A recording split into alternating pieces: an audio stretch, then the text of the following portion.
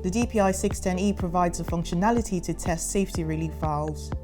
They are used to protect your system from overpressure, and they allow excess pressure to be released into the atmosphere or give safe auxiliary passage out of the system.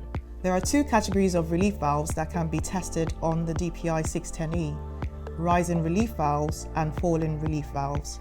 Rising relief valves are more common and they open at a set pressure in the event of an overpressure.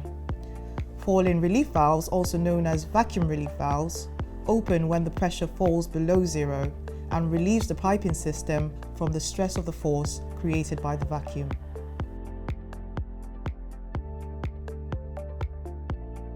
To perform a relief valve test, ensure the pressure connections between the DPI610E and the relief valve are secure and the vent valve is open to atmosphere.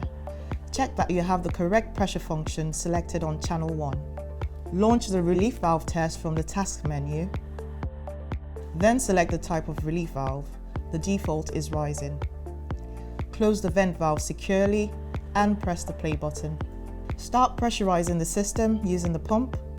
If the valve set point is known, you can slow down the pressure generation by using shorter and slower pump strokes or by using the volume adjuster to slowly approach the set point value. The pressure at which the relief valve opens will be captured as the opening pressure, which is the maximum pressure seen by the system.